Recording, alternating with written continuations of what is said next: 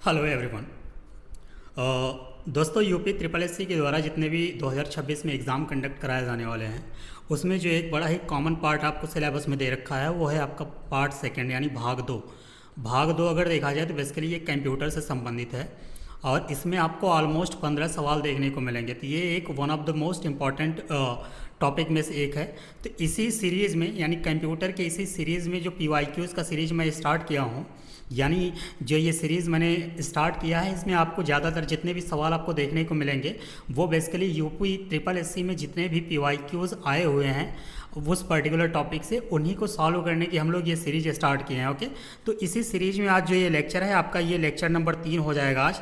इसके पहले मैंने 2 लेक्चर कंप्यूटर से संबंधित ऑलरेडी अपलोड कर रखे हैं। अगर आप लोग उसको देखे नहीं हैं तो आप प्लीज़ जाके उसको देखिएगा, अपना फीडबैक मुझे ज़रूर दीजिएगा कि उसमें क्या इंप्रूवमेंट करने की ज़रूरत है। अगर कुछ इंप्रूवमेंट करने की ज़रूरत है तो आप बिल्कुल कमेंट सेक्शन में जाके ज़रूर बताइएगा, मैं उसको इम्प्रूव करने की ज़रूर कोशिश करूँगा। ओके, तो इसी सीरीज़ में आज इस लेक्चर के पहले सवाल की तरफ हम लोग मूव करते हैं। आज का जो पहला सवाल है स्टूडेंट वो कह रहा है बेसिकली कि ईमेल का पूर्ण रूप क्या है, यानी ईमेल का फुल फॉर्म क्या है। बेसिकली सवाल ये कहना चाह रहा है। तो ईमेल की जो फुल फॉर्म की अगर बात किया जाए तो इसका फुल फॉर्म होता है इलेक्ट्रॉनिक मेल। ओके, जहाँ भी आपको ई दिख जाए जनरली वो आपको इलेक्ट्रॉनिक यानी कंप्यूटर के सेंस में जहाँ भी अगर आपको ई दिख गया या ई दिख गया जो भी ऐसा दिखेगा तो इसका मतलब है कि ज़्यादातर चांस ये है कि वो इलेक्ट्रॉनिक से संबंधित हो जाएगा। तो इसका पहला ऑप्शन क्या कह रहा है? पहला ऑप्शन कह रहा है कि एक्सट्रीम मेल, ऑप्शन बी कह रहा है इलेक्ट्रिक मेल, ऑप्शन सी कह रहा है इलेक्ट्रॉनिक मेल, ऑप्शन डी कह रहा है एक्स्ट्रा ऑर्डिनरी मेल। तो इसका जो करेक्ट आंसर हो जाएगा ऑप्शन नंबर सी हो जाएगा इसका। ओके, अगले सवाल पे हम लोग मूव करते हैं। अगला सवाल ये कह रहा है स्टूडेंट कि निम्नलिखित में से कौन सा सॉफ्टवेयर प्रोग्राम इंटरनेट उपयोगकर्ताओं को देश की बाहरी वेबसाइटों तक पहुंचने, नेविगेट करने और खोज करने में सक्षम बनाता है। ओके, सवाल को मैं वापस रिपीट कर दे रहा हूं कि इन चारों ऑप्शन में जो कि दिया हुआ है cookie, firewall, browser and database, इन चारों ऑप्शन में सवाल ये पूछना चाह रहा है कि इन चारों ऑप्शन में से कौन सा सॉफ्टवेयर प्रोग्राम ऐसा है जिसमें इंटरनेट उपयोगकर्ता जो कि देश की बाहरी वेबसाइटों तक पहुंचने के लिए, उसमें नेविगेट यानी उसमें खोज करने के लिए अगर देखा जाए तो बेसिकली आपको सक्षम बनाता है। तो इसका जो करेक्ट आंसर हो जाएगा वो आपका हो जाएगा ऑप्शन नंबर सी।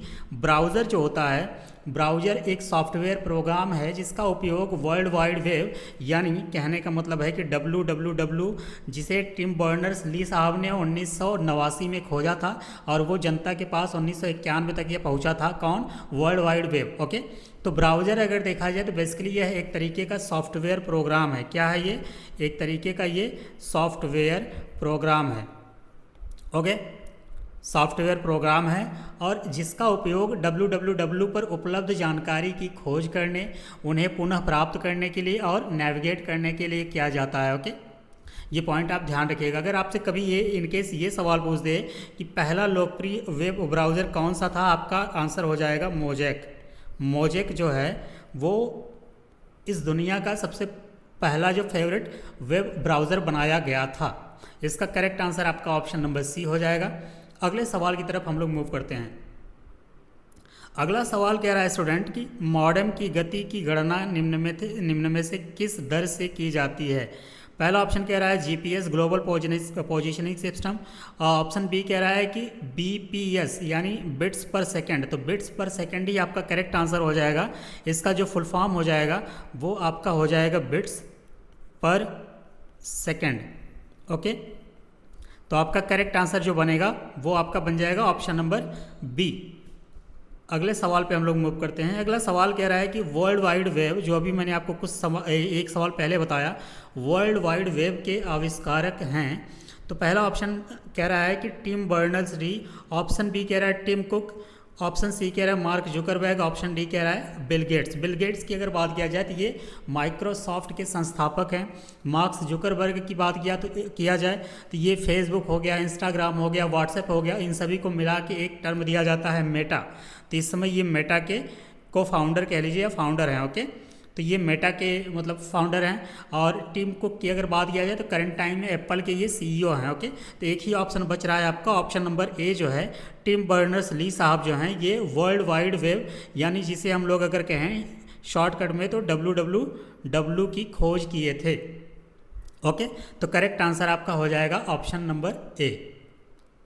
अगले सवाल पे हम लोग चलते हैं। अगला सवाल कह रहा है स्टूडेंट कि निम्नलिखित इंटरनेट तत्वों का उनके आप कह लीजिए कि संबंधित मुख्य उद्देश्यों से मिलान कीजिए। यानी जो इधर बाएं साइड लिस्ट 1 में दे रखा है, ये बेसिकली अगर देखा जाए तो ये आपके इंटरनेट एलिमेंट हैं। क्या हैं ये? इंटरनेट एलिमेंट हैं। और जो इनके दाएं साइड लिस्ट 2 में दे रखा है, ये इसके मुख्य उद्देश्य की बात कर रहा है, मेन पर्पज की बात कर रहा है। ओके, मुख्य उद्देश्य की बात कर रहा है। तो एक एक करके हम लोग देखते हैं कौन सा ऑप्शन क्या कहना चाह रहा है। तो सबसे पहला कह रहा है IMAP। IMAP की अगर बात किया जाए तो बेसिकली ये क्या करता है, तो ये उपयोगकर्ताओं को विभिन्न डिवाइसों से अपने ईमेल तक पहुंचने की अनुमति देता है।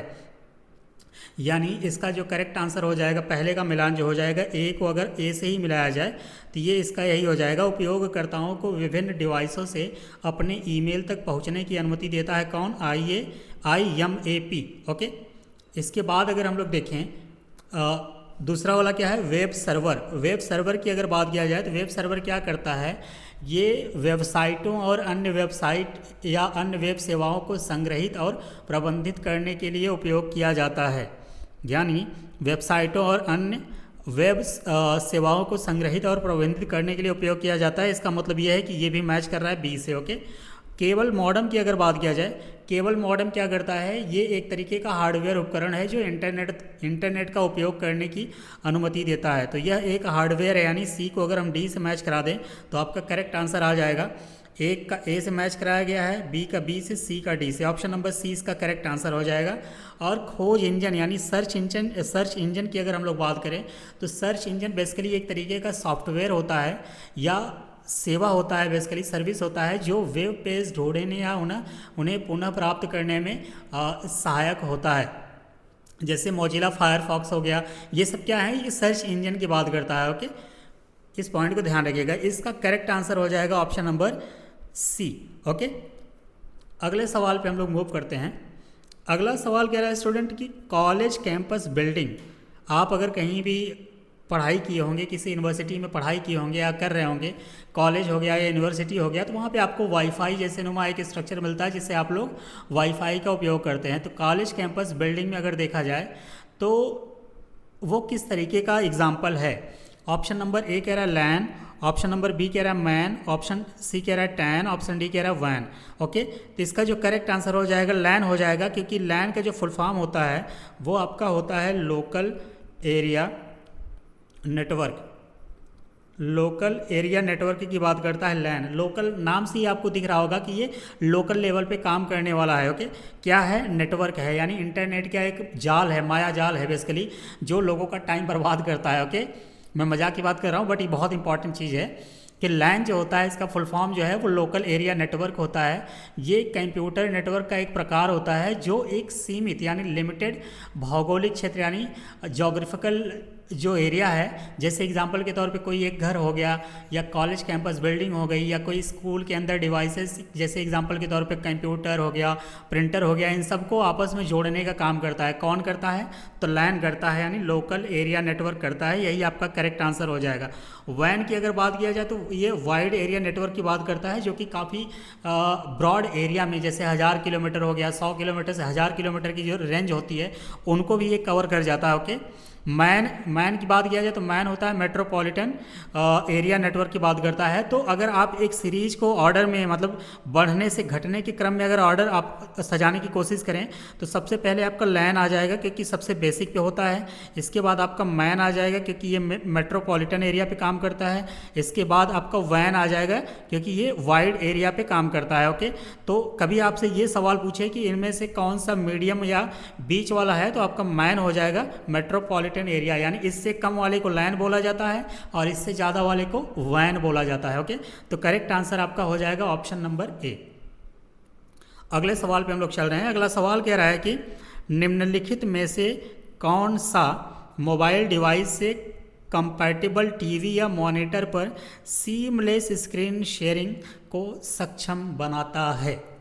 ओके, सवाल को मैं रिपीट कर दे रहा हूँ। कह रहा है जो 4 ऑप्शन दे रखा है, ब्लूटूथ, LE या HDMI CEC या वाईफाई डायरेक्ट या मीराकास्ट, इन चारों में से कह रहा है कि कौन सा मोबाइल डिवाइस से कंपैटिबल टीवी यानी कंपैटिबल टीवी या मॉनिटर पर सीमलेस स्क्रीन शेयरिंग को सक्षम बनाता है। तो आपका जो करेक्ट आंसर हो जाएगा इसका वो हो जाएगा ऑप्शन नंबर डी, मीराकास्ट जो होता है। मीराकास्ट एक वायरलेस डिस्प्ले तकनीक है। मीराकास्ट क्या है? एक तरीके का वायरलेस डिस्प्ले टेक्नोलॉजी है। वायरलेस डिस्प्ले टेक्नोलॉजी है। ओके, तो ये क्या करता है, जो मोबाइल डिवाइस से टीवी या मॉनिटर पर स्क्रीन शेयरिंग को सक्षम बनाता है। मीराकास्ट की अगर बात किया जाए तो ये रफली आपको 1080 जो पिक्सल होते हैं वहाँ तक पिक्चर मतलब दिखाने का काम करता है, HD वीडियो बनाने का काम करता है, और साउंड की जो क्वालिटी होती है उसमें बेस्ट को समर्थन करता है, जिससे कि क्या है कि उच्च गुणवत्ता वाली स्क्रीन शेयरिंग पॉसिबल हो पाती है, संभव हो पाती है। ओके, तो इसका करेक्ट आंसर आपका हो जाएगा ऑप्शन नंबर डी, मीराकास्ट हो जाएगा। अगले सवाल पे हम लोग चलते हैं। अगला सवाल क्या कह रहा है स्टूडेंट? अगला सवाल कह रहा है कि TCP/IP मॉडल के बारे में निम्नलिखित में से कौन सा कथन गलत है? ओके, TCP या IP मॉडल जो है उनमें से इन चारों ऑप्शन में से कौन सा गलत हो जाएगा? पहला कह रहा है कि TCP/IP मॉडल जो होता है वो एप्लीकेशन लेयर में HTTP यानी हाइपर टेक्स्ट ट्रांसफ़र प्रोटोकॉल और FTP जैसे प्रोटोकॉल शामिल होते हैं इसमें। ऑप्शन बी कह रहा है कि data link layer OSI model की पहली लेयर होती है। ऑप्शन सी कह रहा है नेटवर्क लेयर उपकरणों के बीच पैकेटों की राउटिंग करने के लिए उत्तरदायी करता है। और ऑप्शन डी कह रहा है कि ट्रांसपोर्ट लेयर TCP का उपयोग करके विश्वसनीय रिलायबल डेटा ट्रांसमिशन प्रसारण सुनिश्चित करता है। तो इन चारों ऑप्शन में से जो गलत है उसी को हमें चुनाव करना है। तो इसमें जो आपका गलत ऑप्शन हो जाएगा वो आपका हो जाएगा ऑप्शन नंबर बी, यानी TCP/I मॉडल के बारे में इनमें से ऑप्शन नंबर बी है जो वो गलत हो जाएगा। क्यों गलत हो जाएगा? क्योंकि data link layer OSI model की पहली लेयर होती है बेसिकली, ये इसमें लिखा हुआ है लेकिन ऐसा है नहीं। ओके, तो जो डेटा लिंक लेयर है वो OSI मॉडल की पहली लेयर नहीं है, ये बेसिकली अगर देखा जाए तो सेकंड लेयर हो जाएगा। ओके, सेकंड लेयर होता है ना कि पहली लेयर, यही कारण ये गलत हो जाता है ऑप्शन।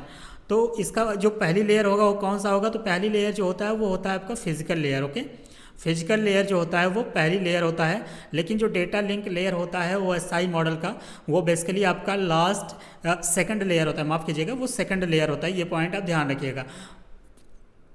ओके, और जो TCP/I मॉडल है ये डायरेक्ट रूप से मौजूद नहीं होता, लेकिन इसका काम जो है वो नेटवर्क एक्सेस लेयर में समाहित हो जाता है। यही रीज़न है कि इसका जो करेक्ट आंसर हो जाएगा ऑप्शन नंबर बी, क्योंकि ये ऑप्शन जो है वो गलत है।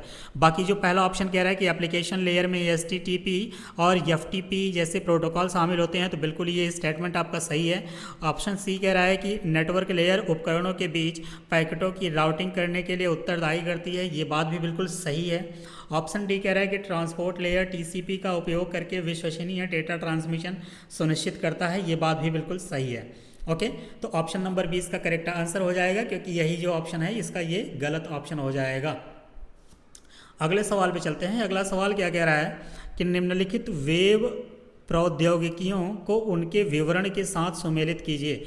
यानी बाएं साइड आपको टेक्नोलॉजी की बात कर रहा है, दाएं साइड उससे संबंधित डिस्क्रिप्शन यानी विवरण की बात कर रहा है। तो एक एक करके देख लेते हैं। पहला ऑप्शन कह रहा है कि HTML की बात किया जाए अगर, तो ये क्या काम करता है? तो ये वेब पेजों पर कंटेंट को स्ट्रक्चर करता है। यानी HTML का जो मेन काम होता है ये वेब पेजों पर कंटेंट को स्ट्रक्चर करने का काम करता है। यानी एक को अगर हम 3 से मैच करा दें, तो एक को अगर हम 3 से मैच करा दें तो आपका करेक्ट आंसर कौन सा हो जाएगा? 2 ऑप्शन तो आपके एलिमिनेट हो जाएंगे। यहाँ पे भी एक को 3 दिया है, यहाँ पे भी एक का 3 दिया है। CSS की अगर बात किया जाए तो CSS जो होता है ये वेब पेजों को स्टाइल करता है। क्या करता है? वेब पेजों को स्टाइल करने का काम करता है। तो 2 का 2 से अगर मैच करा दें तो 2 का 2 1 है। ऑप्शन नंबर डी इसका करेक्ट आंसर हो जाएगा। जावा स्क्रिप्ट की अगर बात किया जाए तो जावा स्क्रिप्ट जो होता है ये वेब पेजों में इंटरैक्टिविटी जोड़ता है। ओके, वेब पेजों में इंटरैक्टिविटी को जोड़ता है कौन? जावा स्क्रिप्ट। तो इसका आपका ए मिला दीजिएगा। और SQL की अगर बात किया जाए तो ये बेसिकली डेटाबेस प्रबंधित करता है। ये क्या करता है? डेटाबेस प्रबंधित करता है। ये चारों मैंने आपको मैच करा दिया है और आपका जो करेक्ट आंसर बनेगा वो ऑप्शन नंबर डी हो जाएगा। ओके, अगले सवाल पे हम लोग चलते हैं। अगला सवाल थोड़ा सा इंटरेस्टिंग है और इस सवाल को देखते हैं। ये सवाल कह रहा है कि निम्नलिखित में से कौन सा TDMA और CDMA के बीच एक महत्वपूर्ण अंतर है कि कैसे विविध करता एक ही आवृत्ति स्पेक्ट्रम साझा करते हैं। यानी विच of the following is the key difference between TDMA and CDMA in terms of how multiple users share the same frequency spectrum. तो TDMA की अगर बात किया जाए तो TDMA का जो फुल फॉर्म होगा, TDMA इसका जो फुल फॉर्म होगा वो होगा आपका टाइम डिवीज़न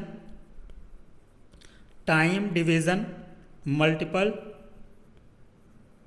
एक्सेस। ओके, और जो CDMA होगा, CDMA का जो फुल फॉर्म होगा वो आपका हो जाएगा code division multiple access. Okay, दोनों को फुल फॉर्म आप ये ध्यान रखिएगा, कभी हो सकता है एग्जाम में आपको ये डायरेक्ट फुल फॉर्म ही देखने को मिल जाए। TDMA का मतलब है टाइम डिवीज़न मल्टीपल एक्सेस और CDMA का मतलब होता है कोड डिवीज़न मल्टीपल एक्सेस। तो TDMA की अगर बात किया जाए तो ये जो यह तकनीक जो है वो समय विभाजन पर आधारित होता है, क्योंकि यहाँ पे लिख दिया है टाइम डिवीज़न, यानी जो भी ये टेक्नोलॉजी है ये टाइम डिवीज़न के बेस पे काम करेगी। यानी यह तकनीकी या यह टेक्नोलॉजी जो होता है वो समय विभाजन पर आधारित होता है, जहाँ प्रत्येक जो उपयोगकर्ता होते हैं उनको संचार के लिए विशिष्ट समय स्लॉट प्रदान किया जाता है। बेसिकली इसमें एक स्पेसिफिक टाइम स्लॉट दे दिया जाता है TDMA में। लेकिन वहीं अगर CDMA की बात किया जाए तो इसमें सभी उपयोगकर्ता एक ही फ्रिक्वेंसी जो है स्पेक्ट्रम को साझा करते हैं, लेकिन प्रत्येक उपयोगकर्ता को संचार के लिए एक यूनिक कोड असाइन किया जाता है जिससे संकेतों को अलग किया जाता है। ओके, तो इसका जो करेक्ट आंसर हो जाएगा वो आपका हो जाएगा option number D. Option number D क्या कह रहा है कि TDMA जो है वो प्रत्येक उपयोगकर्ता के लिए एक अलग अलग समय स्लॉट का उपयोग किया जाता है, क्योंकि ये इसका फुल फॉर्म है टाइम डिवीजन के बेस पे है। Okay, time division multiple access. लेकिन जबकि की बात कर रहा है, जबकि सेकंड स्टेटमेंट इसी में कह रहा है कि CDMA प्रत्येक उपयोगकर्ता के लिए यूनिक कोड का उपयोग करता है। तो इसका जो करेक्ट आंसर हो जाएगा ऑप्शन नंबर डी हो जाएगा। और इसके जो फुल फॉर्म है थोड़ा सा मैं जोड़ दे के इसलिए कह रहा हूँ क्योंकि हो सकता है मैं भी आपको एग्ज़ाम में इसके फुल फॉर्म देखने को मिल जाए। ओके, अगले सवाल पे हम लोग चलते हैं। अगला सवाल क्या कह रहा है? अगला सवाल कह रहा है कि HTTP और HTTPS के बारे में निम्नलिखित में से कौन सा कथन जो है वो सही है, ट्रू है। Okay,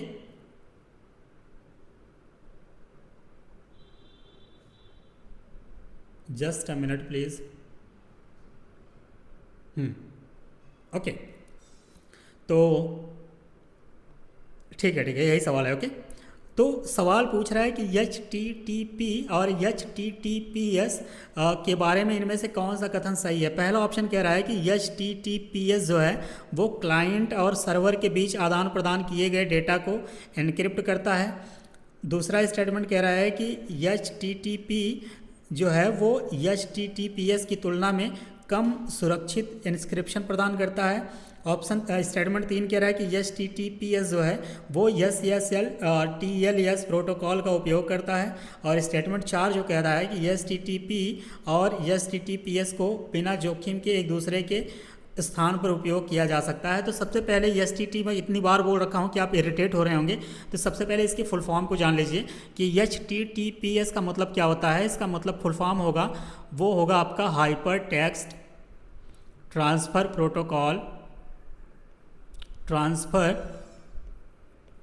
protocol secure. ओके, अगर यही सिक्योर को यहाँ से रिमूव कर दिया जाए तो ये फुल फॉर्म आपका हो जाएगा HTTP का। इसका मतलब है कि HTTP का जो फुल फॉर्म हो जाएगा वो आपका हो जाएगा hyper text transfer protocol. Okay, तो ये दोनों होते क्या, थोड़ा सा आप पहले समझ लीजिए। HTTPS की अगर बात किया जाए यानी hyper text transfer protocol secure की अगर बात किया जाए तो ये बेसिकली क्लाइंट और सर्वर डेटा को SSL TLS प्रोटोकॉल का उपयोग करके इनक्रिप्ट करता है, ओके, जिससे क्या होता है कि डेटा को सुरक्षित रूप से ट्रांसफ़र किया जा सके। लेकिन अगर वहीं पे HTTP की बात किया जाए तो ये बिल्कुल भी इंस्क्रिप्शन प्रदान नहीं करता, यानी जो ये HTTP है ये इंस्क्रिप्शन जो है वो बिल्कुल भी प्रदान नहीं करता, ये पॉइंट ध्यान रखिएगा, ओके, प्रदान नहीं करता, मैं क्रॉस की मार्क कर दे रहा हूँ। जबकि HTTPS इनक्रिप्टेड और सुरक्षित होता है, ओके। वहीं दूसरी तरफ सेकंड पॉइंट की अगर बात करें तो HTTP और HTTPS आपस में सीधे परिवर्तनीय नहीं होते। वो इसलिए नहीं होते क्योंकि HTTP असुरक्षित होता है, जिससे कि क्या होता है, इससे HTTPS में बदलने के लिए अतिरिक्त कॉन्फ़िगरेशन एवं SSL TLS की आवश्यकता होगी, ओके। तो कहने का मतलब है कि ये दोनों एक दूसरे से चेंज या रिप्लेस नहीं किए जा सकते। तो इसका जो स्टेटमेंट 4 है, क्या लिखा है कि HTTP और HTTPS को बिना जोखिम के एक दूसरे के स्थान पर उपयोग किया जाता है। तो ये स्टेटमेंट आपका बिल्कुल गलत हो जाएगा। इस स्टेटमेंट के गलत होते ही आपका पहला ऑप्शन और दूसरा ऑप्शन आपका कट हो जाएगा, क्योंकि दोनों में 4-4 दे रखा है, ओके। पहला वाला जो कह रहा है कि HTTPS क्लाइंट और सर्वर के बीच आदान प्रदान करने के लिए डेटा को इनक्रिप्ट करता है, तो आपका ये पहला वाला तो बिल्कुल सही है, ओके। इसके बाद अगर देखा जाए तो option number B, statement B क्या कह रहा है कि HTTPS इसकी तुलना में कम सुरक्षित होता है। कम सुरक्षित नहीं होता है, ये बिल्कुल सुरक्षित होता ही नहीं है, ओके। HTTP जो होता है ये बिल्कुल भी सुरक्षित नहीं होता। यहाँ पे कम सुरक्षित होने की बात कर रहा है, तो ये स्टेटमेंट भी आपका चला जाएगा, यानी 2 आपका गलत हो गया और आपका 4 गलत हो गया। तो यहाँ पे 2 दिया है, यहाँ भी 2 दिया है, यहाँ पे 4 दिया है, तो इसका मतलब ऑप्शन नंबर सी भी आपका चला जाएगा। एक ही ऑप्शन बच रहा है आपका, पहला सही है और तीसरा सही है, ओके। इसका करेक्ट आंसर आपका हो जाएगा 1 और 3 दोनों, ऑप्शन नंबर डी इसका करेक्ट आंसर हो जाएगा। अगले सवाल पे हम लोग चलते हैं। अगला सवाल कह रहा है स्टूडेंट, कॉलम ए दे रखा है और कॉलम बी दे रखा है, इसको मैच कराने की बात कर रहा है। तो पहले कॉलम में जो पहला वर्ड दे रखा है ARPANET, ARPANEट की अगर बात किया जाए तो ARPANEट जो होता है ये बेसिकली इंटरनेट का एक प्रिकर्शन 1969 में अमेरिकी रक्षा विभाग द्वारा इसको वित्त पोषित किया गया था। यानी ए को अगर हम लोग देखें तो इसको हम लोग ए को ई से मैच करा सकते हैं, ओके। इथरनेट की अगर बात किया जाए तो इथरनेट जो होता है ये 1973 में जेरॉक्स पार्क यानी PARC में इथरनेट प्रोटोकॉल विकसित किया, ओके। कहने का मतलब है कि इथरनेट को 1973 में जेरॉक्स पार्क में इथरनेट प्रोटोकॉल को विकसित किया गया था। तो इसका हो जाएगा, इसको अगर मैच कराने की कोशिश किया जाए तो इसका हो जाएगा डी, ओके। तो पहले का ई है, दूसरे का डी है, इसका करेक्ट आंसर आपका हो जाएगा ऑप्शन नंबर सी, ओके। बाकी को भी मैच करा लेते हैं। रे टॉमलिंसन की अगर बात किया जाए तो ये 1971 में ईमेल के लिए मानव user name and host name प्रारूप को विकसित किया था। कौन किया था? ईमेल में जो यूज़र नेम और होस्ट नेम होता है उसको विकसित करने वाले रे टेलमैन साहब हैं। यानी 3 को 3 से मैच करा दिया जाए। और टिम बर्नर्स ली की बात किया जाए तो ये कितनी बार ये अभी तक आ चुका है, तो ये बेसिकली टिम बर्नर्स ली जो है वो 1991 में जो है वर्ल्ड वाइड वेब की अवधारणा विकसित की। इन्होंने इसको डेवलप तो 1989 में ही कर लिया था। यानी WWW की अगर विकास की बात किया जाए तो टिम बर्नर्स ली साहब ने इसको 1989 में इसको विकास कर लिया था, लेकिन पब्लिकली ये 1991 में इसको मार्केट में लेके आए थे, ओके। तो ये दोनों डेट जो है वो अलग है। अगर आपसे सवाल पूछा है कि इसका विकास कब किए थे तो आपका आंसर हो जाएगा 1989 में। अगर आपसे सवाल पूछे कि ये मार्केट में पब्लिकली कब लॉन्च किए थे तो ये हो जाएगा कि ये जो अवधारणा है इसको पब्लिकली लॉन्च करने का जो ईयर है 1991 में हो जाएगा, ओके। तो और जो X25 की अगर बात किया जाए तो X25 जो है यानी 5वें वाले में दिया रखा है, ये फ़ोन लाइनों का उपयोग करके एक पैकेट या स्विचिंग प्रोटोकॉल जिसका उपयोग शुरुआती नेटवर्क में किया जाता है उस वाले ऑप्शन से इसको हमें मिला देना है। तो आपका जो करेक्ट आंसर हो जाएगा वो हो जाएगा ऑप्शन नंबर सी। अगले सवाल पे हम लोग चल रहे हैं। अगला सवाल कह रहा है स्टूडेंट कि निम्नलिखित में से कौन सा उपकरण आपको अपने कंप्यूटर की पावर को टेलीफोन प्रणाली की वैश्विक पहुंच के साथ संयोजित करने की अनुमति देता है। तो ऐसा जो काम होता है इन चारों ऑप्शन में अगर देखा जाए, स्विच देता है, हब देता है, मॉडेम देता है, राउटर देता है, तो ऐसा काम करने वाला होता है जो उसे हम लोग बोलते हैं मॉडेम। मॉडेम का जो फुल फॉर्म होता है वो बेसिकली आपका होता है modulator and D modulator, okay. Modulator and D modulator, इसी को शॉर्टकट में बोलते हैं मॉडेम। मॉडेम, यम ओ का मतलब है मॉड्यूलेटर, डेम का मतलब हो गया डीमॉड्यूलेटर। ये पॉइंट आप ध्यान रखिएगा, हो सकता है आपसे ये फुल फॉर्म भी पूछ ले। तो मॉडेम की अगर बात किया जाए स्टूडेंट ना, तो यह एक ऐसा उपकरण बेसिकली होता है जो डिजिटल सिग्नल को, यानी मॉडेम जो होता है वो डिजिटल सिग्नल को क्या करता है, एनालॉग सिग्नल में कन्वर्ट करने का काम कर देता है। और दूसरा पॉइंट ये हो जाएगा कि ये एनालॉग सिस्टम को डिजिटल सिस्टम में कन्वर्ट करने का काम कर सकता है। यानी मॉडेम जो होता है बेसिकली ऐसा उपकरण है जो डिजिटल सिग्नल को एनालॉग सिग्नल में और एनालॉग सिग्नल को डिजिटल सिग्नल में कन्वर्ट कर देता है, चेंज कर देता है, परिवर्तित कर देता है। ओके, यही कारण है कि इसे मॉड्यूलेटर के साथ साथ डीमॉड्यूलेटर एक साथ मिलकर कहा जाता है। यानी ये मॉड्यूलेटर का भी काम करता है तो डीमॉड्यूलेटर का भी काम करता है। क्यों? क्योंकि ये डिजिटल सिग्नल को एनालॉग में कन्वर्ट कर देता है और एनालॉग सिग्नल को डिजिटल में कन्वर्ट करने का काम करता है। यह आपके कंप्यूटर को टेलीफोन लाइन के माध्यम से इंटरनेट से जोड़ने में मदद करता है, जिससे क्या होता है, ग्लोबल संचार या वैश्विक संचार संभव हो पाता है। तो इसका जो करेक्ट आंसर हो जाएगा आपका ऑप्शन नंबर सी हो जाएगा। ओके, अगले सवाल पे चलते हैं। अगला सवाल कह रहा है कि जो आपको अपने पीसी से आईएसपी का मतलब होता है, इसका फुल फॉर्म हो जाएगा इंटरनेट सर्विस प्रोवाइडर। इसका फुल फॉर्म हो जाएगा इंटरनेट सर्विस प्रोवाइडर, शॉर्टकट में बोलते हैं आईएसपी। तो सवाल क्या कह रहा है कि जो आपको अपने पीसी से आईएसपी तक सीधी लाइन के लिए बिना इंटरनेट से कनेक्ट कर देता है, तो वो कौन सा होगा? बिना इंटरनेट से कौन होगा? वाईफाई या इंटरनेट या चैट होगा या हब होगा? तो यहाँ पे जो करेक्ट ऑप्शन आपका बनेगा वो बनेगा वाईफाई। जो होगा वो बिना इंटरनेट के कनेक्ट कर देता है, क्योंकि इसमें वायर का जरूरत नहीं होता है, ये डायरेक्टली सैटेलाइट से भी आपको कनेक्ट कर देता है। तो वाईफाई की अगर बात किया जाए तो वाईफाई जो है वो एक तरीके का वायरलेस नेटवर्किंग टेक्नोलॉजी है जो बिना फिजिकल वायर्स के उपयोग से आपको इंटरनेट से कनेक्ट होने की सुविधा देती है। यह रेडियो तरंगों का उपयोग करता है ताकि आप अपने इंटरनेट सेवा प्रदाता यानी इंटरनेट सर्विस प्रोवाइडर से नेटवर्क से इसे कनेक्ट हो सकें। ओके, करेक्ट आंसर हो जाएगा ऑप्शन नंबर ए। अगले सवाल पे मूव करते हैं। अगला सवाल कह रहा है कि ए बाएं साइड एक कॉलम ए दे रखा है, कॉलम बी दाएं साइड दे रखा है। इसमें पूछ रहा है, इनको मैच कराने की बात कर रहा है। ओके, तो पहला जो दे रखा है सिंप्लेक्स चैनल।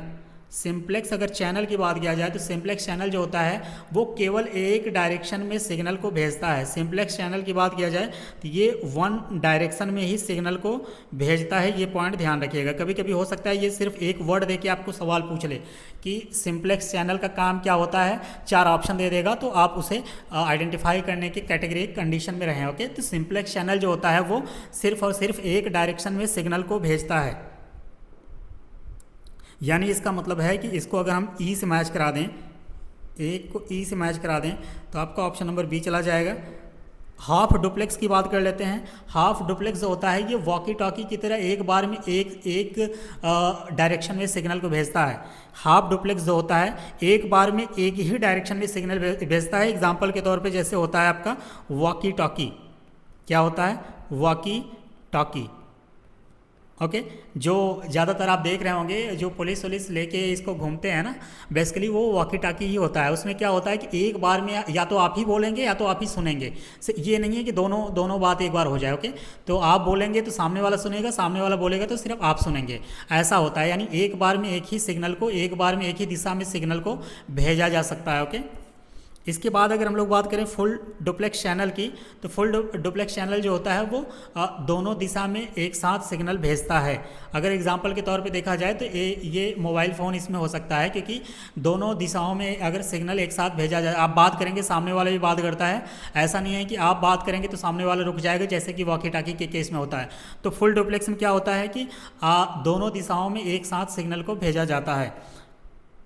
इसके बाद अगर बात किया जाए तो पॉइंट टू पॉइंट चैनल की बात करें तो दो उपकरणों के बीच सीधा कनेक्शन होता है, जैसे कि फाइबर ऑप्टिक्स में होता है। जो पिछली बार हम लोग क्लास में पढ़े थे, फाइबर ऑप्टिक्स में जो होता है वो अगर आप देखेंगे तो लाइट का यूज किया जाता है इंस्टेड ऑफ इलेक्ट्रॉन, प्रोटॉन या न्यूट्रॉन। ओके, तो बेसिकली जो ऑप्टिकल फाइबर्स होते हैं वो TIR सिद्धांत पर काम करते हैं। और ये किस चैनल के एग्जाम्पल के कैटेगरी में आएंगे? तो ये पॉइंट टू पॉइंट चैनल की कैटेगरी में आएंगे, जो कि दो उपकरणों के बीच सीधा कनेक्शन करने की बात करता है। ओके, इसके बाद जो लास्ट वाला है कि मल्टी पॉइंट चैनल की बात करें तो इसमें क्या होता है कि कई उपकरणों द्वारा उपयोग किया जाता है, जैसे वायरलेस नेटवर्क में इसको सामान्यतः देखा जाता है। ओके, तो आपका जो करेक्ट आंसर हो जाएगा इस पर्टिकुलर सवाल का वो आपका हो जाएगा ऑप्शन नंबर सी, यानी पहले को ई से मिला दीजिए, इसके बाद 2 को सी से मिला दिया जाए, इसके बाद अगर 3 को देखा जाए 3 को बी से मिला दिया जाए, और 4 को ए से मिला दिया जाए, और 5 को अगर देखा जाए तो 5 को डी से मिला दिया जाए। ऑलरेडी मैंने हर चीज़ एक डिटेल में समझा दिया है, आप उसे जो मैंने बताया है उस चीज़ को ध्यान में रखिएगा। ओके, अगले सवाल पे हम लोग चलते हैं। अगला सवाल कह रहा है कि निम्नलिखित में से कौन सी एक भौतिक चीज़ है जो इथरनेट या किसी तार पर दिखाई देती है। इन चारों ऑप्शन में बात कर रहा है, इंटरनेट हो गया, पैकेट हो गया, डेटाग्राम हो गया या डेटाबेस हो गया। तो इन चारों ऑप्शन में अगर देखा जाए तो जो ऑप्शन नंबर बी में दे रखा है पैकेट जो होता है, पैकेट एक भौतिक रूप से मौजूद डेटा की इकाई होती है बेसिकली, जो इथरनेट या किसी अन्य नेटवर्क के माध्यम से ट्रांसमिट होती है, तथा यह डेटा या एक छोटा टुकड़ा है जो जिसे नेटवर्क पर भेजा या प्राप्त किया जा सकता है। ओके, तो इसका करेक्ट आंसर आपका हो जाएगा पैकेट। अगले सवाल पे चलते हैं। अगला सवाल पूछ रहा है कि डीएनएस का फुल फॉर्म क्या होता है या इसका मतलब क्या होता है। डीएनएस का मतलब होता है डोमेन नेम सिस्टम। डीएनएस का जो फुल फॉर्म होता है वो आपका होता है डोमेन नेम सिस्टम।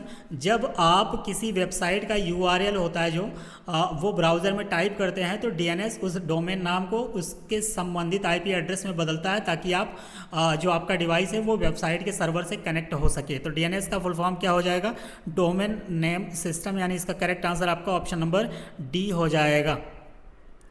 अगले सवाल पे चलते हैं। अगला सवाल कह रहा है कि निम्नलिखित में से कौन सा कंप्यूटर के माध्यम से दो उपयोगकर्ताओं के बीच वास्तविक समय संचार, वास्तविक यानी रियल टाइम में जो ट्रांसफ़र हो रहा है उसकी बात करना चाह रहा है। ओके, तो कंप्यूटर के माध्यम से अगर देखा जाए तो दो उपयोगकर्ताओं के बीच जो वास्तविक समय संचार होता है उसको क्या बोलते हैं, उसको बोलते हैं तत्काल संदेश।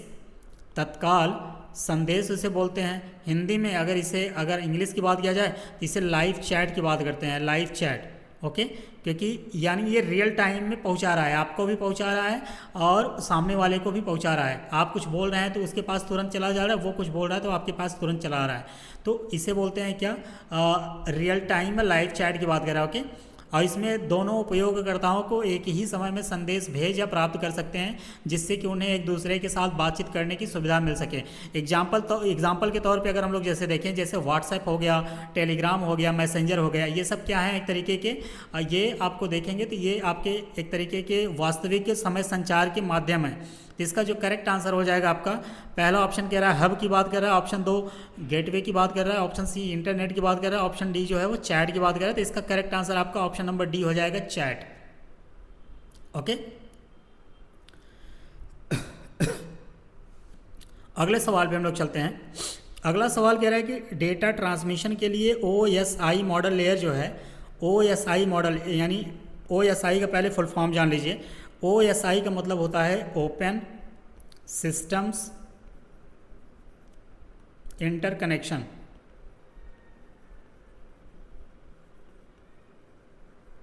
ओपन सिस्टम इंटरकनेक्शन जो होता है इसका फुल फॉर्म होता है किसका, OSI का। तो सवाल क्या पूछा है कि डेटा ट्रांसमिशन के लिए OSI मॉडल लेयर का सही क्रम जो है वो ऊपर से नीचे यानी टॉप टू बॉटम की बात कर रहा है, टॉप टू बॉटम की बात कर रहा है, ऊपर से नीचे इन चारों स्टेटमेंट में दिया है। जैसे नेटवर्क लेयर हो गया, फिजिकल लेयर हो गया, ट्रांसपोर्ट लेयर हो गया, एप्लीकेशन लेयर हो गया, इनको अरेंज करने की बात कर रहा है। ओके, किस मॉडल में, OSI मॉडल में यानी open system interconnection model layer में इसकी बात कर रहा है। तो अगर टॉप टू बॉटम की बात किया जाए तो OSI मॉडल में अगर देखा जाए तो इसमें जो टॉप पे होगा वो आपका पहला, ये बेसिकली अगर देखा जाए तो ये 7 लेयर में डिवाइड होता है। यानी OSI सिस्टम की अगर बात किया जाए तो यह एक तरीके का रेफरेंस मॉडल होता है जिसे ISO द्वारा डेवलप किया गया था। यह नेटवर्किंग में डेटा कम्युनिकेशन को 7 अलग अलग लेयर में विभाजित करने का काम करता है। अगर इन लेयर को आप ऊपर से नीचे सजाने की बात किया जाए तो बेसिकली पहला आपका हो जाएगा जैसे एप्लीकेशन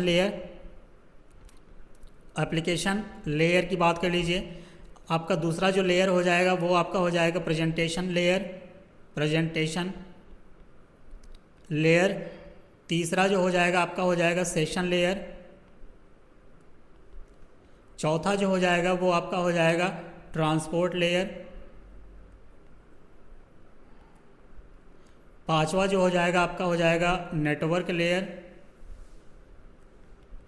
छठा जो हो जाएगा आपका हो जाएगा data link layer, data link layer, सातवें की बात किया जाए तो सातवां आपका हो जाएगा फिजिकल लेयर। ये 7 लेयर को ये टॉप टू बॉटम मैंने ऑर्डर में सजा दिया है, आप इस लेयर को ध्यान रखिएगा। ओके, तो सवाल क्या पूछा है कि इन चारों स्टेटमेंट में एसआई मॉडल की तरफ से देखें तो टॉप टू बॉटम कौन सा ऑर्डर आपका आ जाएगा। तो पहले आपका आ जाएगा एप्लीकेशन लेयर, यानी सबसे पहले आएगा आपका चौथा, पहले आएगा आपका 4 वाला, फिर आप देख पाएंगे तो आपका आ जाएगा ट्रांसपोर्ट आ जाएगा, ट्रांसपोर्ट जी बिल्कुल। तो इसके बाद 3 वाला आ जाएगा। इसके बाद अगर हम लोग देखें तो आपका एक आएगा कौन सा, नेटवर्क। इसके बाद ट्रांसपोर्ट के बाद नेटवर्क है तो एक वाला आ जाएगा। इसके बाद लास्ट में जो बचेगा वो आपका आ जाएगा फिजिकल वाला, यानी 2 वाला। तो ये करेक्ट ऑर्डर आपका आ जाएगा, जिसमें होगा वही आपका आंसर हो जाएगा। तो इसका करेक्ट आंसर 4, 3, 1, 2 किस में है, ऑप्शन नंबर डी में है। तो इसका करेक्ट आंसर जो है वो ऑप्शन नंबर आपका डी हो जाएगा। ओके, अगले सवाल पे हम लोग चलते हैं। अगला सवाल यहाँ पे 2 कॉलम की बात कर रहा है, कॉलम 1 कॉलम बी। तो इनमें कुछ दे रखा है, उसको हम लोग उसके जो इन्फॉर्मेशन है उससे संबंधित बात करें, यानी उसके विवरण की बात किया जाए। तो मैसेज यानी संदेश की अगर बात करें तो संदेश क्या होता है, बेसिकली संचार को प्रभावित करने वाले संदेशों का अलग अलग आकार होता है। ओके, तो इसका जो करेक्ट मैचिंग हो जाएगा वो हो जाएगा को प्रभावित करने वाला ई, एक को ई से मैच करा दीजिए तो आपका जो करेक्ट आंसर आ जाएगा ऑप्शन नंबर सी आ जाएगा। ओके, एक ही पहले ही मैच कर गया। चैनल यूटिलाइजेशन की बात किया जाए, यानी चैनल उपयोग की बात किया जाए तो कई संदेशों के लिए संचार चैनलों का कुशल उपयोग करने की बात करता है। ओके, इसके बाद पैकेट की अगर बात किया जाए, पैकेट में क्या होता है कि आसान ट्रांसमिशन के लिए बड़े संदेशों को तोड़ने वाली जो छोटी इकाइयाँ होती हैं उन्हें हम लोग पैकेट्स का नाम देते हैं। आगे इसके बाद अगर हम लोग बात करें प्रोटोकॉल का, तो प्रोटोकॉल क्या होता है, ये एक तरीके का नियम होता है, नियम जो अनुप्रयोगों के बीच संदेश के अर्थ को परिभाषित करते हैं। ओके, प्रोटोकॉल बेसिकली एक देखा जाए तो कंप्यूटर की भाषा में इसे नियम या कानून या रूल कहते हैं, उसी को बोलते हैं प्रोटोकॉल। इसके बाद अगर संदेश की लंबाई की बात किया जाए तो पते जैसी जानकारी वाला जो डेटा होता है वही आपका मैसेज लेंथ की बात करता है। ओके, तो आपका जो करेक्ट आंसर हो जाएगा इसका ऑप्शन नंबर सी हो जाएगा। अगले सवाल पे चलते हैं। अगला सवाल कह रहा है कि वर्ल्ड वाइड वेब को किस वर्ष सर्वप्रथम प्रचलित किया गया था। ओके, तो सबसे पहले वर्ल्ड वाइड वेब जो है इसे शॉर्टकट में www कहते हैं, और इसको खोजा था किसने या इसका आविष्कार किसने किया था, तो उनका नाम था Tim Berners Lee. Tim Berners Lee साहब ने इसको जो है बनाया था। बनाया कब था, तो बनाया था इन्होंने 1989 में, और सार्वजनिक रूप से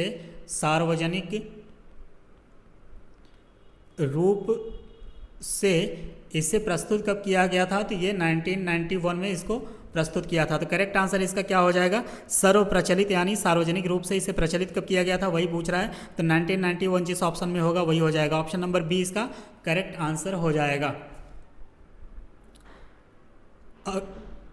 अगले सवाल पे हम लोग चलते हैं।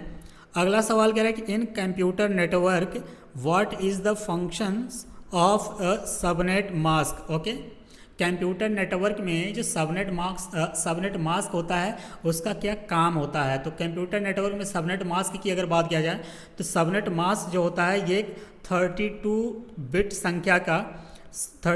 जो बिट संख्या होती है वो होता है जिसका उपयोग किसी आईपी एड्रेस को नेटवर्क और होस्ट भागों में विभाजित करने के लिए किया जाता है। यह निर्धारित करता है कि कोई विशेष आईपी एड्रेस किसी नेटवर्क से संबंधित है और उस नेटवर्क के भीतर कौन सा होस्ट है। ओके, यानी कहने का मतलब है, पहला ऑप्शन कह रहा है कि नेटवर्क को एनक्रिप्ट करता है, ऐसा नहीं है। ऑप्शन बी कह रहा है कि प्रसारण ट्रैफिक प्राप्त करने के लिए या करने वाले नोड्स की संख्या को बढ़ाता है, तो ऐसा नहीं है। ऑप्शन सी कह रहा है कि एक आईपी एड्रेस को नेटवर्क और होस्ट भागों में विभाजित करता है, बिल्कुल ऐसा ही है। यानी इसका मतलब है कि इसका करेक्ट आंसर आपका ऑप्शन नंबर सी हो जाएगा। ओके, अगले सवाल पे हम लोग मूव करते हैं। अगला सवाल कह रहा है कि which of the following statement about firewalls are true, यानी फायरवॉल्स के बारे में निम्नलिखित में से कौन सा सत्य है। फायरवॉल, पहला ऑप्शन कह रहा है, पहला स्टेटमेंट कह रहा है कि फायरवॉल केवल इनकमिंग ट्रैफिक की निगरानी करता है, तो ऐसा तो बिल्कुल नहीं है। फायरवॉल जो होता है वो इनकमिंग ट्रैफिक की निगरानी करता है और आउटगोइंग दोनों प्रकार के ट्रैफिक की निगरानी करता है, उसको कंट्रोल भी करने का काम करता है। तो पहला वाला तो आपका गलत हो जाएगा। पहला गलत होते पूछा क्या है, सही कौन सा है, तो ये चला गया आपका, ये चला गया, यानी ऑप्शन ए ऑप्शन डी दोनों चले गए। ओके, ऑप्शन बी स्टेटमेंट दो क्या कह रहा है कि फायरवॉल जो है अनएथोराइज्ड एक्सेस, अनधिकृत पहुंच को ब्लॉक कर सकते हैं। ऐसी बात है तो बिल्कुल हो सकता है कि फायरवॉल जो है वो अनधिकृत पहुंच को ब्लॉक कर सकते हैं, जिससे नेटवर्क सुरक्षा में सुधार हो सकता है। तो ये आपका स्टेटमेंट सही हो जाएगा। स्टेटमेंट 3 क्या कह रहा है कि फायरवॉल सभी प्रकार के साइबर अटैक को रोक सकते हैं। सभी प्रकार की, ये बहुत ही एक्सट्रीम स्टेटमेंट हो जाएगा, इस वजह से ये गलत है। क्यों? क्योंकि फायरवॉल जो है वो सभी प्रकार के साइबर अटैक को नहीं रोक सकते। ओके, वे केवल ज्ञात या कुछ प्रकार के अटैक को रोकने में मददगार होते हैं, मदद करने की क्षमता रखते हैं। ओके, स्टेटमेंट 4 क्या कह रहा है कि फायरवॉल है जो वो हार्डवेयर और सॉफ्टवेयर दोनों हो सकते हैं। बात ये बिल्कुल सही है कि जो फायरवॉल हैं वो हार्डवेयर और सॉफ्टवेयर दोनों हो सकते हैं। तो इसका जो करेक्ट आंसर हो जाएगा वो आपका 2 और 4 जिसमें होगा वही आपका करेक्ट आंसर हो जाएगा। तो इसका ऑप्शन नंबर जो आप कह लीजिए कि सी है वही आपका करेक्ट आंसर हो जाएगा, 2 और 4 वाला। ओके, अगले सवाल पे हम लोग मूव करते हैं। अगला सवाल कह रहा है कि डीएनएस के बारे में निम्नलिखित में से कौन सा कथन सही है। तो डीएनएस पहले होता क्या है, इसका फुल फॉर्म जान लीजिए। डीएनएस का मतलब होता है कि domain name system. Domain name system जो होता है उसी को हम लोग डीएनएस बोलते हैं शॉर्टकट में। डीएनएस का जो मुख्य काम होता है वो आईपी एड्रेसेस को मानव पठनीय डोमेन नामों, एग्जांपल के तौर पे अगर देखा जैसे www हो गया, मेरे इस चैनल का नाम क्या है, वैली ऑफ सिविल सर्विसेज यानी VCS.com की अगर बात कर दीजिए तो ये हो गया आपका डीएनएस की बात करें तो ऐसे में परिवर्तन करता है ताकि यूजर वेबसाइटों को आसानी से याद और एक्सेस कर सकें। ओके, तो डोमेन का जो मुख्य काम है वो आईपी एड्रेस को मानव पठनीय डोमेन नामों में परिवर्तित करने का काम करता है। अब हम लोग सवाल के ऑप्शन पे आते हैं। पहला कह रहा है कि डीएनएस उपकरणों के बीच सुरक्षित संचार सुनिश्चित करता है। ऑप्शन बी क्या कह रहा है कि डीएनएस लोकल नेटवर्क होस्ट नामों को समाधान नहीं कर सकता है। ऑप्शन सी कह रहा है कि डीएनएस अनन्य रूप से IPv6 पर संचालन करता है। और ऑप्शन डी कह रहा है कि डीएनएस आईपी एड्रेस को डोमेन नामों में परिवर्तित करता है। तो इसका करेक्ट आंसर आपका हो जाएगा ऑप्शन नंबर डी। ओके, अगले सवाल पे चलते हैं। अगला सवाल कह रहा है कि 2 लिस्ट दे रखा है, उन्हें पूछ रहा है कि निम्नलिखित नेटवर्क उपकरणों का उनके उद्देश्य से मिलान कीजिए। यानी एक तरफ उपकरण के यानी डिवाइस की बात कर रहा है, दूसरे तरफ उसका क्या पर्पज है उसकी बात कर रहा है। तो पहला अगर देखा जाए राउटर की बात कर रहा है, तो राउटर जो होता है, अगर राउटर को हम लोग देखें बेसिकली तो वो नेटवर्क ट्रैफिक को निर्देशित करता है। क्या करता है वो? नेटवर्क ट्रैफिक को निर्देशित करने का काम करता है। यानी एक को अगर हम लोग 4 से मैच करा दें तो आपका 2 ऑप्शन तो चला गया। और इसके बाद हम लोग बात करते हैं स्विच पे। स्विच की अगर बात करें तो स्विच का काम जो होता है वो उपकरणों को यानी जो अप्लायंस होते हैं उनको कनेक्ट करने का काम करता है। उपकरणों का कनेक्ट यानी 2 को 2 से मैच करा दीजिए, आपका आंसर आ जाएगा 2 को 2, यानी पहला वाला इसका करेक्ट आंसर हो जाएगा। ओके, मॉडेम की अगर बात किया जाए यानी मॉड्यूलेटर एंड डीमॉड्यूलेटर का, तो ये डिजिटल सिग्नलों को परिवर्तित करने का काम करता है। और एक्सेस पॉइंट की अगर बात किया जाए तो एक्सेस पॉइंट जो होता है वो वाईफाई कवरेज को बढ़ाता है। ये पॉइंट आप ध्यान रखिएगा। आपका करेक्ट आंसर हो जाएगा ऑप्शन नंबर ए। सॉरी, अगला सवाल कह रहा है स्टूडेंट कि HTTP 404 एरर सिग्निफाइज, यानी कहने का मतलब इस सवाल की ये है कि HTTP hyper text transfer protocol 404 जो एरर आता है वो क्या शब्द को दर्शाता है। पहला ऑप्शन कह रहा है कि सर्वर अतिभारित यानी ओवरलोड है और अनुरोध संसाधित नहीं कर सकता। ऑप्शन बी कह रहा है कि वेब पेज स्थायी रूप से अनुपलब्ध है। ऑप्शन सी कह रहा है कि सर्वर पर अनुरोधित संसाधन नहीं मिल सका। ऑप्शन डी कह रहा है कि सर्वर से कनेक्शन सुरक्षित नहीं है। ओके, तो HTTP 404 का अर्थ होता है कि सर्वर पर जो अनुरोधित संसाधन है वो नहीं मिल पा रहा है। जब भी आप कंप्यूटर, मोबाइल या लैपटॉप पे अपना कुछ ही सर्वर वो मतलब सर्च करते हैं तो कभी कभी ये एरर आता है कि उस पर लिखा होता है 404 एरर। ओके, तो उसका मतलब ये है कि जो आप सर्च करना चाह रहे हैं, जो आप रिक्वेस्ट कर रहे हैं, वो आपको प्रॉपर तरीके से उसको कंप्यूटर को नहीं मिल रहा है, इसीलिए वो 404 एरर आपको शो कर रहा है। यह एरर तब उत्पन्न होता है जब ब्राउज़र क्या होता है कि जिस वेब पेज को खोज रहा है या खोजना चाह रहा है वह सर्वर पर उपलब्ध नहीं होता। यही रीज़न है कि आपको एरर दिखाना शुरू कर देता है। तो इसका जो करेक्ट आंसर आपका हो जाएगा, सर्वर पर जो अनुरोधित संसाधन नहीं मिल पा रहा है, यही रीज़न है कि वो वेब एरर दिखा रहा है। आपका स्टेटमेंट, आपका ऑप्शन नंबर जो सी है वो आपका करेक्ट आंसर हो जाएगा। अगले सवाल पे हम लोग चलते हैं। अगला सवाल कह रहा है कि what is the primary reason for using network address translation यानी NAT इन IPv4 नेटवर्क। तो सवाल को अगर हिंदी में देखा जाए तो ये कहना चाह रहा है कि IPv4 नेटवर्क में नेटवर्क एड्रेस ट्रांसलेशन का उपयोग करने का प्राथमिक कारण यानी प्राइमरी रीज़न क्या है। पहला ऑप्शन कह रहा है डेटा पैकेट को एनक्रिप्ट करके नेटवर्क सुरक्षा में सुधार करना। ऑप्शन बी कह रहा है कि उपकरणों को गतिशील रूप से आईपी एड्रेस में बांटना या असाइन करना। ऑप्शन सी कह रहा है कि कई उपकरणों को एक सार्वजनिक आईपी साझा करने की अनुमति देकर सार्वजनिक आईपी एड्रेस को संरक्षित करना। ऑप्शन डी कह रहा है कि नेटवर्क के बीच तेज रूटिंग की सुविधा प्रदान करना। ऑप्शन ई कह रहा है कोई भी नहीं। ओके, इसका अगर जो करेक्ट आंसर होगा, अगर उसकी बात किया जाए तो नेटवर्क एड्रेस जो ट्रांसलेशन है, अगर उसकी बात किया जाए तो NAT जो एक ऐसी तकनीक है जो कई प्राइवेट आईपी एड्रेस को एक ही सार्वजनिक आईपी एड्रेस, जैसे एग्जांपल के तौर पे इंटरनेट हो गया, उसके माध्यम से इंटरनेट से कनेक्ट होने की अनुमति देता है और यह सार्वजनिक आईपी एड्रेस की कमी को दूर करने में मदद करता है और नेटवर्क सुरक्षा में भी हेल्पफुल होता है। तो इस वजह से इसका जो करेक्ट आंसर हो जाएगा वो आपका ऑप्शन नंबर सी हो जाएगा कि कई उपकरणों को एक सार्वजनिक आईपी एड्रेस जो है साझा करने की अनुमति देकर सार्वजनिक आईपी एड्रेस को संरक्षित या प्रोटेक्ट करने की बात करता है।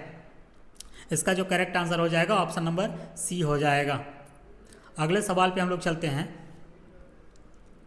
अगला सवाल कह रहा है स्टूडेंट कि फेसबुक द्वारा ऐतिहासिक रूप से उपयोग किया जाने वाला कौन सा एल्गोरिदम है जो कि उपयोगकर्ताओं को यानी यूजर्स के समाचार फीड में पोस्ट को एक रैंक करने के लिए बंधुत्व, वजन और समय के क्षय को कारक बनाता है। तो इसका एक एक ऑप्शन देखते हैं। पहला कह रहा है एज रैंक, ऑप्शन बी कह रहा है कंटेंट रैंक, ऑप्शन सी कह रहा है सोशल रैंक, ऑप्शन डी कह रहा है पेज रैंक। तो इसका जो करेक्ट आंसर हो जाएगा एज रैंक हो जाएगा, यानी ऑप्शन नंबर ए जो है वही इसका सही उत्तर हो जाएगा। एज रैंक अगर देखा जाए तो फेसबुक का एक प्रारंभिक एल्गोरिदम है या जिसका उपयोग यह तय करने के लिए किया जाता है कि कौन सी पोस्ट जो है वो उपयोग करता है यानी यूजर्स की न्यूज़ फीड में दिखाई जाए। ओके, बाद में क्या होता है कि फेसबुक ने इस एल्गोरिदम को और अधिक उन्नत एल्गोरिदम में बदल दिया है ताकि ऐतिहासिक रूप से जो एज रैंक ही इसका मूल एल्गोरिदम रह जाए। ओके, यानी अगर आज के समय में देखा जाए तो एल्गोरिदम में काफ़ी एडवांस हो गया है फेसबुक, जैसे मशीन लर्निंग का यूज करने लगा है, AI का यूज करने लगा है। तो बेसिकली अगर देखा जाए तो एज रैंक से भी आजकल एडवांस वर्जन आ गए हैं। ओके, लेकिन इस सवाल का जो सही आंसर हो जाएगा आपका पहला ऑप्शन हो जाएगा एज रैंक। ओके, अगले सवाल पे हम लोग चलते हैं। अगला सवाल कह रहा है कि असर्सन रीजन का सवाल है। असर्सन कह रहा है यानी अभिकथन एक कह रहा है कि जीरो ट्रस्ट सुरक्षा मॉडल यह मानता है कि कोई भी नेटवर्क ट्रैफिक स्वाभाविक रूप से भरोसेमंद नहीं है। ओके, यानी जीरो ट्रस्ट सुरक्षा मॉडल यानी जीरो ट्रस्ट सिक्योरिटी मॉडल जो है वो एक आधुनिक साइबर सुरक्षा मॉडल है जो कभी भरोसा मत करो, हमेशा सत्यापित करो के सिद्धांत पे काम करता है। यही रीजन है कि कोई भी नेटवर्क ट्रैफिक स्वाभाविक रूप से भरोसेमंद नहीं होता, चाहे वो नेटवर्क के अंदर से आ रहा है या बाहर से आ रहा है। इसका मतलब ये है कि इसका जो करेक्ट ये वाला स्टेटमेंट जो है वो करेक्ट हो जाएगा। रीज़न यानी कारण क्या कह रहा है कि जीरो ट्रस्ट के लिए सभी उपयोगकर्ताओं और डिवाइसों के निरंतर सत्यापन की आवश्यकता होती है, चाहे वो कहीं भी हो। बात बिल्कुल सही है कि यह बताना होता है कि जीरो ट्रस्ट मॉडल में सभी जो उपयोगकर्ता होते हैं, यूजर्स होते हैं और डिवाइस होते हैं, उनके निरंतर सत्यापन यानी उसको सत्यापित करने की बात होती है, उसकी आवश्यकता होती है, चाहे वो कहीं भी हैं। इसका मतलब है कि इसका असर्सन भी सही है, इसका रीजन भी सही है, यानी ए और आर दोनों सही है और आर जो है वो ए का प्रॉपर तरीके से व्याख्या कर रहा है। इसका मतलब है इसका करेक्ट आंसर आपका हो जाएगा option number A, both assertion and reason are true and reason is correct explanation of A. Okay, अगले सवाल पे हम लोग चलते हैं। अगला सवाल कह रहा है स्टूडेंट, असर्सन रीजन का यहाँ भी सवाल आ गया है और कथन कारण का बेसिकली। तो कथन क्या कह रहा है कि एक VPN का मतलब होता है virtual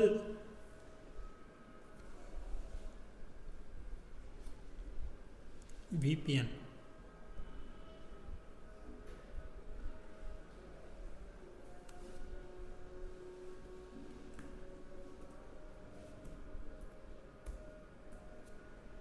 virtual private network, VPN का मतलब होता है वर्चुअल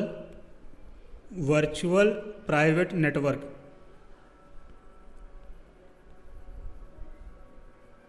ओके, तो जो असर्सन कह रहा है कि एक वीपीएन सभी बाहरी पर्यवेक्षकों से उपयोगकर्ता डेटा को पूरी तरीके से अज्ञात कर देता है। यानी असर्सन क्या कहना चाह रहा है, असर्सन ये कहना चाह रहा है कि a VPN completely anonymising users data from all external क्या कहते हैं ऑब्जर्वर्स, यानी उपयोगकर्ताओं की बात कर रहा है। ओके, और रीजन क्या कह रहा है कि वीपीएन जो है उपयोगकर्ता और वीपीएन सर्वर के बीच डेटा एनक्रिप्ट करते हैं। हालांकि वीपीएन प्रदाता अभी भी उपयोगकर्ता गतिविधि की निगरानी कर सकता है।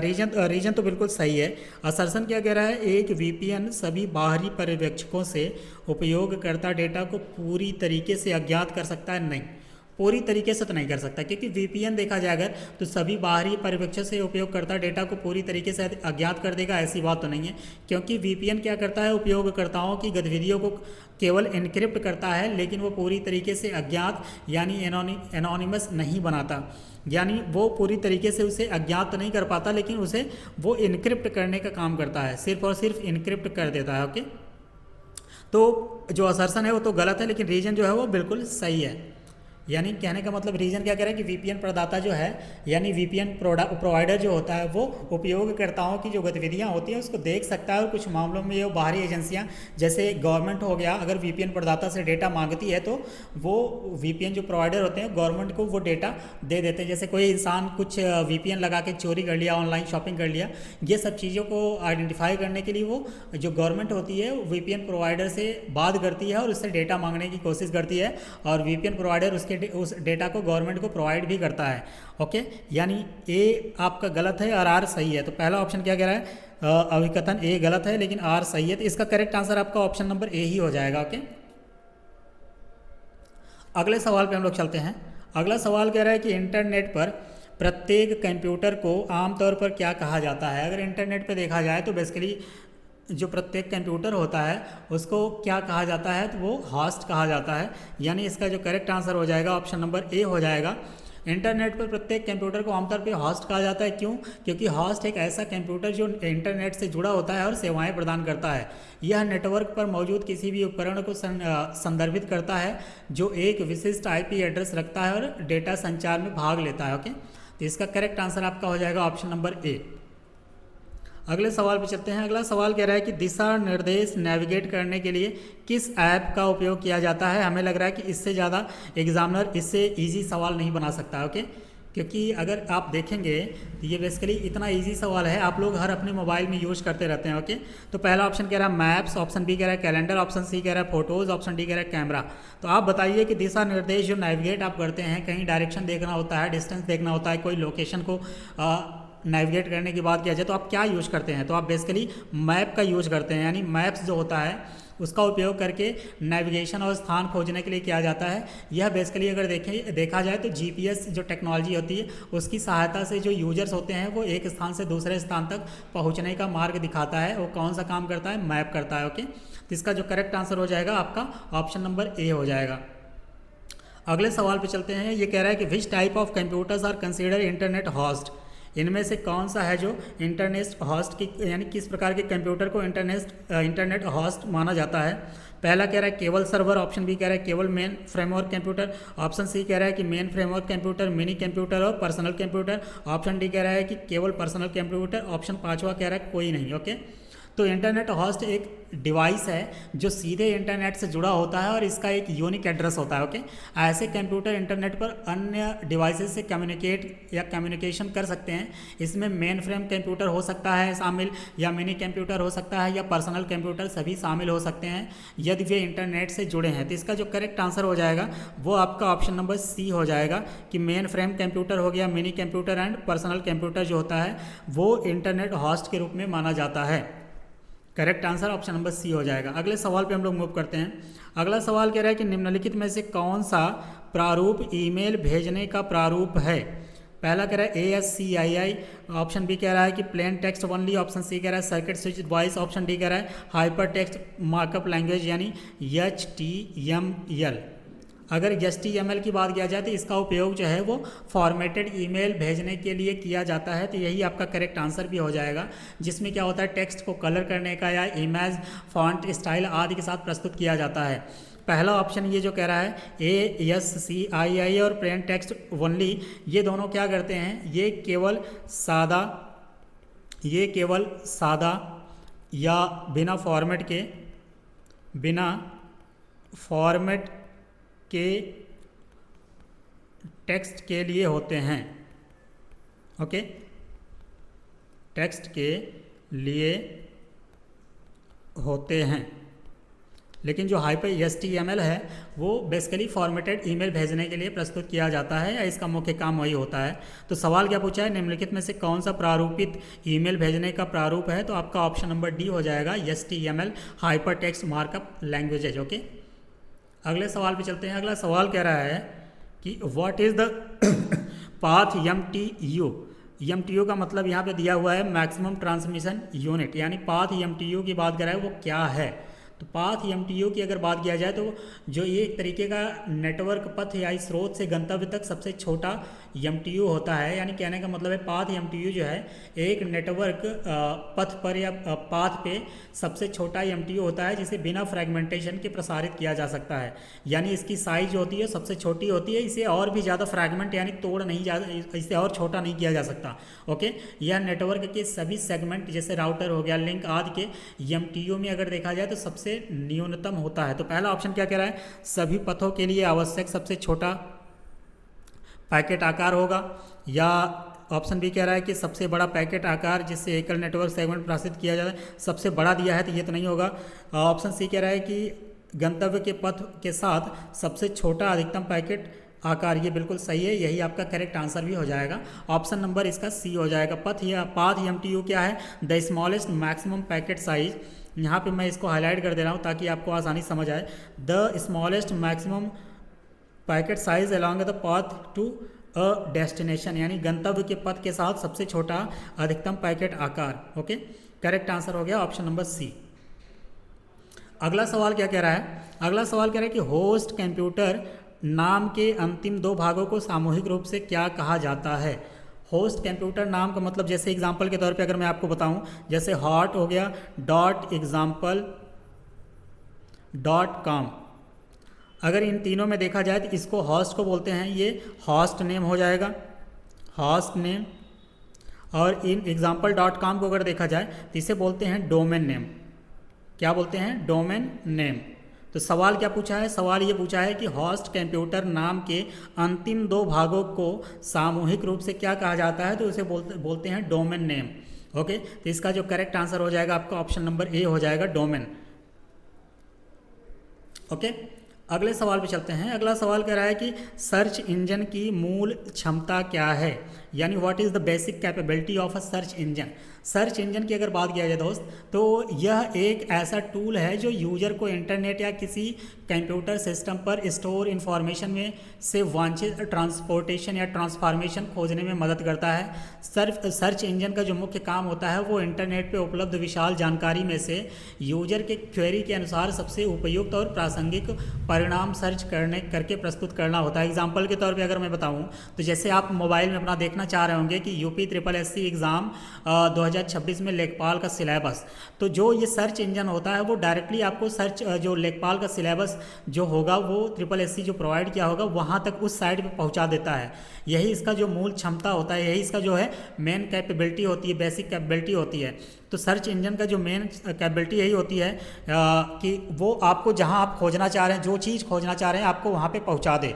तो अब हम लोग ऑप्शन को देखते हैं क्या कह रहा है कि फाइलें डाउनलोड करने की बात कर रहा है, ऑप्शन बी कह रहा है वेबसाइट बनाने की बात कर रहा है, ऑप्शन सी कह रहा है ईमेल खातों का प्रबंधन करने की बात कर रहा है, ऑप्शन डी कह रहा है कि खोज शब्दों के अनुरूप दस्तावेज को ढूंढने की बात कर रहा है। बात तो बिल्कुल वही सही हो जाएगी ना कि to find document that correspond to search term, यानी जो आप जिस शब्द के द्वारा कोई चीज़ खोजना चाह रहे हैं वो आपको वहाँ पे पहुँचा दे, यही सर्च इंजन का जो है वो मुख्य काम हो जाएगा।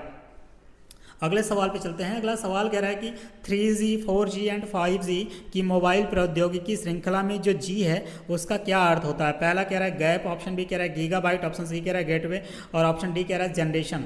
तो जैसे आप लोगों को पता होगा 2G कहा जाता है, 3G कहा जाता है, 4G कहा जाता है या 5G अभी चल रहा है तो 5G कहा जाता है। तो जो इसमें G का मतलब होता है वो होता है आपका जनरेशन।